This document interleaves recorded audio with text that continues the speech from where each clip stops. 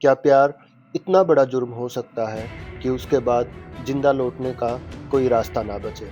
एक गांव जहां फैसले कागज पर नहीं जुबान से लिखे जाते थे और कानून सब कुछ देखता रहा पर बोल नहीं पाया। क्या ये सब कुछ अचानक हुआ या कुछ लोग पहले से जानते थे कि अंजाम क्या होगा? मनोज और बबली।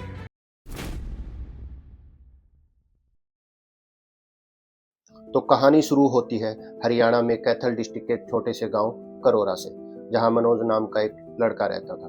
मनोज अपने 4 भाई बहनों में सबसे बड़ा था और अभी वो 10वीं कक्षा में ही पढ़ रहा था कि उसके पिता का देहांत हो जाता है और इसके बाद घर की सारी जिम्मेदारियां अचानक से मनोज के कंधों पर आ गई। घर के हालात को देखते हुए मनोज ने पढ़ाई के साथ साथ एक इलेक्ट्रॉनिक्स रिपेयर की दुकान में काम करना शुरू कर दिया ताकि घर का गुजारा हो सके। दूसरी तरफ बबली भी उसी गांव में रहने वाली अपने परिवार की लाडली और एक साधारण से परिवार की लड़की। मनोज और बबली दोनों ही जाट कम्युनिटी से बिलोंग करते थे और यहाँ तक कि दोनों के गोत्र भी सेम थे। शायद इसी वजह से किसी ने कभी नहीं सोचा था कि उनके बीच कुछ ऐसा पनप सकता है जिसे आगे चलकर गुनाह कहा जाएगा।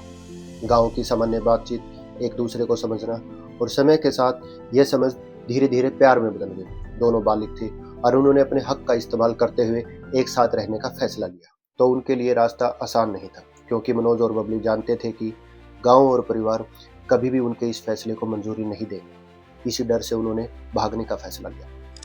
5 अप्रैल 2007 रात को जब पूरा गांव गहरी नींद में सो रहा था, मनोज अपने एक दोस्त की मदद से बबली के साथ गांव से ऑटो में बैठकर कैथल बस स्टैंड की ओर रवाना। कैथल बस स्टैंड पहुंचकर मनोज और बबली को पता चला कि चंडीगढ़ जाने वाली लास्ट बस अभी निकलने ही वाली है, इसलिए दोनों ने बिना देर किए उसी बस में बैठकर कैथल से चंडीगढ़ के लिए रवाना हो गए। चंडीगढ़ पहुंचने के बाद मनोज ने अपने एक दोस्त से संपर्क किया। उसी की मदद से वे एक वकील से मिले ताकि अपने रिश्ते को कानूनी तौर पर सुरक्षित कर सके। 7 अप्रैल 2007 दोनों ने हिंदू रीति रिवाज के साथ एक मंदिर में शादी की। कोई धूमधाम नहीं थी, कोई भीड़ नहीं थी, बस भगवान के सामने दोनों ने एक दूसरे का साथ निभाने का वादा किया। वहीं दूसरी तरफ मनोज और बबली के गांव से भागने की खबर पूरे गांव में फैल चुकी थी और इससे बबली के परिवार में हड़कंप मच गया। कुछ दिनों तक उन्होंने मनोज और बबली का पता लगाने की कोशिश की। जब कोई ठोस जानकारी नहीं मिली तब अंत में गुस्सा, डर और बदनामी के दबाव में 26 अप्रैल 2007 को बबली की फैमिली ने मनोज के खिलाफ पुलिस थाने में एफआईआर दर्ज करवाई और आरोप लगाया कि मनोज ने बबली को किडनैप किया है। अब कहानी ने एक नया और खतरनाक मोड़ ले लिया था, जहां प्यार कानूनी लड़ाई में बदलने वाला था। धीरे धीरे यह मामला गांव में और ज्यादा गरमाने लगा। आखिरकार यह मामला पहुंच गया खाप पंचायत के पास। खाप पंचायत किसी एक गांव की नहीं बल्कि कई गांव के एक ही गोत्र के लोगों का समूह होती है। जिस खाप पंचायत की हम बात कर रहे हैं वो थी बनवाला गोत्र की, क्योंकि मनोज और बबली भी बनवाला गोत्र से ही आते थे। ये जो सारा गांव है हमारा, यानी कि एक गोत्र का गांव है, बनवाड़ा गोत्र। एक गोत्र में एक दूसरे की शादी होना। गंगाराज खाप का मुखिया होने के साथ साथ वो बबली का दादा भी था। गंगाराज ने कहा कि ये शादी हमारी परंपरा के खिलाफ है क्योंकि एक ही गोत्र में रिश्ता अनैतिक और भाई बहन जैसा माना जाता है। यह शादी गांव में अमान्य है और गांव इसे कभी स्वीकार नहीं करेगा। लेकिन बात यही खत्म नहीं हुई। मनोज के पूरे परिवार का सामाजिक बहिष्कार किया गया। बहिष्कार में 25,000 रुपये जुर्माना लगेगा जो आदमी उसके साथ बात करेगा या उसके। लेकिन वहीं दूसरी तरफ शादी के बाद मनोज और बबली चंडीगढ़ में रहने लगे। उन्हें लगा अब वे सेफ है। लेकिन एफआईआर के बाद पुलिस बार बार मनोज की फैमिली को गांव में परेशान करने लगी। चंडीगढ़ में बैठे मनोज और बबली को जब ये खबर मिली कि उनकी वजह से पूरी फैमिली पर झूठे आरोप लगाए जा रहे हैं, तो 12 जून 2007 को मनोज ने कैथल सेशन कोर्ट में एंटीसिपेटरी बेल के लिए आवेदन किया। फिर कोर्ट ने आदेश दिया कि मनोज और बबली निर्धारित समय तक जांच प्रक्रिया में शामिल हो। 3 दिन बाद 15 जून को मनोज और बबली कैथल सेशन कोर्ट पहुंचे और वहां बबली का बयान रिकॉर्ड किया गया, जिसमें उसने साफ कहा कि मैंने मनोज से शादी की और उसके साथ चंडीगढ़ में रहने लगी। मुझ पर किसी ने कोई दबाव नहीं डाला और मनोज के परिवार के लोग मेरे रिश्ते में किसी भी तरह शामिल नहीं थे।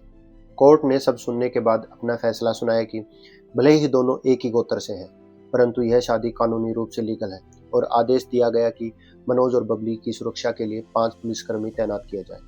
कोर्ट की तरफ से पुलिस प्रोटेक्शन मिलने के बाद मनोज और बबली ने राहत की सांस ली। उन्हें लगा अब कानून उनके साथ है, अब उन्हें कोई छू भी नहीं सकता। लेकिन कहानी यहीं से पलटने वाली थी। रिपोर्ट के अनुसार जिस पुलिस प्रोटेक्शन को मनोज और बबली की जान बचाने के लिए तैनात किया गया था, आगे चलकर वही पुलिस प्रोटेक्शन उन्हें अकेला छोड़ देती है। एक पुलिसकर्मी बबली के घर वालों को मनोज और बबली की लोकेशन की जानकारी दे देता है। लेकिन शुरुआत में सब कुछ अलग था। जब मनोज और बबली कैथल कोर्ट से बाहर निकले, तब उनके साथ पूरी पुलिस प्रोटेक्शन मौजूद थी।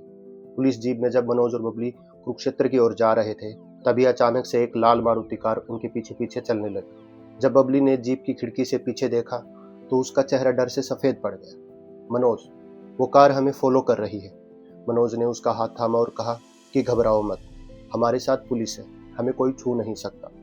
लेकिन जैसे ही वो कुरुक्षेत्र के पास पिपली बस स्टैंड पहुंचे, पुलिस ने गाड़ी रोकी और अचानक से कहा, हमारी ड्यूटी यहीं तक थी, हमने आपको सुरक्षित छोड़ दिया है। कुछ फॉल्स ज्यूरिसडिक्शनल लिमिट बताई गई और भरोसे में लेकर मनोज से डॉक्यूमेंट पर साइन करवा लिया गया। फिर पुलिस जीप वहां से चली जाती है। अब पिपली बस स्टैंड पर मनोज और बबली अकेले थे और पीछे वही लाल मारुति कार। अब वे दोनों ना गांव के थे, ना समाज के और ना ही सिस्टम के। लगभग शाम के 3:40 पर जैसे तैसे छुपते छुपाते पिपली बस स्टैंड के टेलीफोन बूथ से मनोज अपने घर का नंबर लगाता है।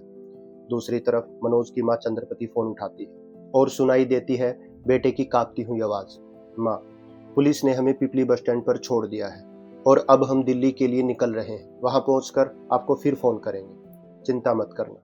लेकिन मां चंद्रपति को क्या पता था कि ये उसके अपने बेटे से आखिरी बातचीत थी। उसके बाद वे दोनों बस में बैठे और दिल्ली की ओर रवाना हो गए। लेकिन तभी एक सिल्वर स्कॉर्पियो बस के पीछे पीछे बिल्कुल परछाई की तरह मनोज और बबली का पीछा कर रही थी।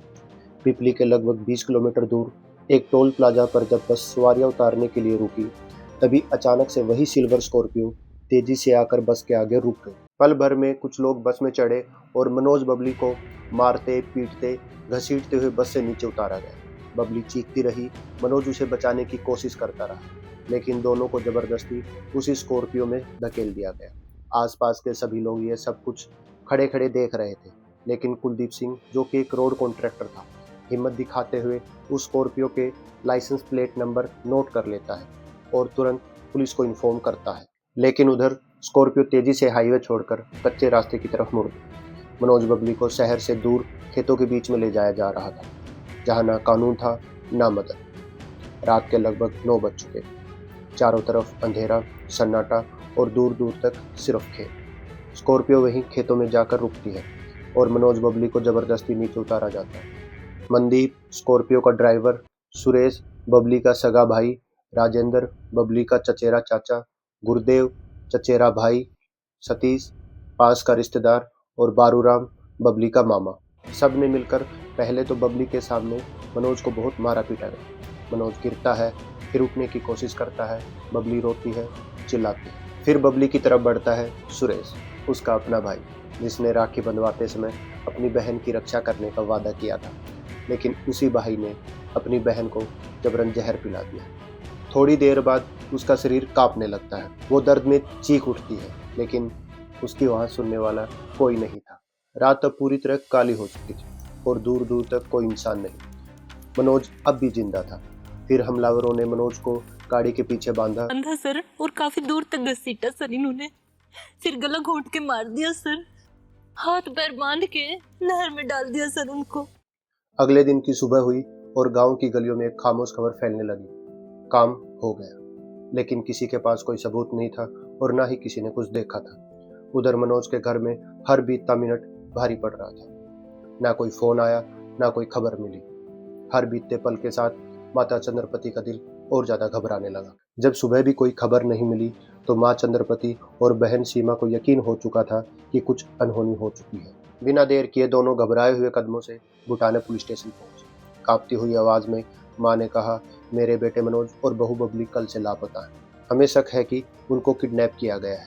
पुलिस ने इसी आधार पर आईपीसी सेक्शन 364 के तहत किडनैपिंग का मामला दर्ज किया। लेकिन उस समय इलाके में खाप पंचायत का दबदबा बहुत ज्यादा था। गांव में उनका फैसला कानून से भी ऊपर माना जाता था। इसी दबाव का असर पुलिस पर भी दिखाई दिया। एफआईआर दर्ज हो चुकी थी, लेकिन ना तेजी से जांच हुई, ना सही तरीके से छानबीन, ना गवाहों से सख्ती से पूछताछ, ना आरोपियों पर तुरंत कार्रवाई। और धीरे धीरे ये मामला ठंडे बस्ते में डाल दिया गया। एक माँ रोज थाने के चक्कर काटती रही, लेकिन जवाब सिर्फ एक ही मिलता, जांच चल रही है। किसी ने सही कहा है, जब अपराध के सामने कानून चुप हो जाए तो इंसाफ पाने की लड़ाई और भी लंबी हो जाती है। घटना की उस रात के बाद सब कुछ धीरे धीरे शांत हो गया। ना कोई खबर, ना कोई सुराग, बस एक माँ की बेचैन आंखें। लेकिन फिर 9 दिन बाद 23 जून 2007 एक किसान अपने खेत में पानी लगाने गया। जब किसान पानी का बहाव देखने नहर के पास पहुंचा, तभी उसकी नज़र पानी की सतह पर कुछ अजीब चीज पर पड़ी। उसने घबराकर गांव में खबर दी और फिर पुलिस को सूचना दी। सूचना मिलने पर पुलिस मौके पर पहुंची। पुलिस ने नहर में देखा तो वहां 2 डेड बॉडीज थी। रेस्क्यू टीम ने बहुत सावधानी से दोनों शवों को पानी से बाहर निकाला। दोनों के हाथ और पैर बंधे हुए और शरीर पर गहरे जख्म के निशान थे। पुलिस ने तुरंत शवों को कब्जे में लिया और पोस्टमार्टम के लिए अस्पताल भेज दिया गया। सबूत के तौर पर मनोज की शर्ट और बबली की पाजेब सुरक्षित रखी गई और अगले ही दिन यह कहकर कि शवों को कोई पहचानने नहीं आया, दोनों को दाह संस्कार भी कर दिया गया। न कोई परिवार बुलाया गया, न कोई अंतिम पहचान की कोशिश, जैसे किसी ने सच को जल्द से जल्द मिटा देने की कोशिश की हो। लेकिन दूसरी तरफ माँ चंद्रपति और बहन सीमा टूटने को तैयार नहीं। जब दोनों न्याय की तलाश में दर दर भटक रही थी, तब उन्हें कहा गया कि ये मामला बंद हो चुका है। लेकिन एक आवाज ने उन्हें रास्ता दिखाया, जहां से कहानी ने एक नया मोड़ ले लिया। किसी की सलाह पर वो हिम्मत महिला समूह से मिलती है, एक ऐसी ऑर्गेनाइजेशन जो महिलाओं और मानवाधिकार के लिए लड़ता है। ऑर्गेनाइजेशन ने इस हत्या की कड़ी निंदा की और सड़कों पर प्रदर्शन की। फिर मीडिया ने इस कहानी को उठाया, अखबारों की हेडलाइन बनी और फिर टीवी डिबेट शुरू हुई कि कौन है ये खाप पंचायत और किसने इनको ये अधिकार दिए।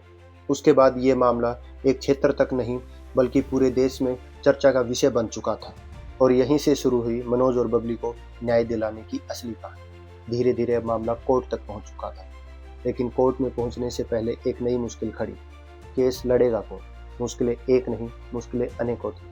कोर्ट कचहरी के चक्कर लगाने से पहले कहीं ना कहीं इस लड़की की अस्थियां आने वाली थी। तो इस लड़के की माँ और बहन गांव के कुहार के पास जाते हैं और जाकर कहते हैं कि हमें एक घड़ा दे दो जिसमें हम अपने बेटे की अस्थियां रख सकें। तो कुहार डर जाता है और कहता है कि मैं खाप से लड़ नहीं सकता, झगड़ नहीं सकता। खाप ने तुम्हारा हुक्का पानी बंद कर दिया है। बात यहीं पर नहीं थमी थी।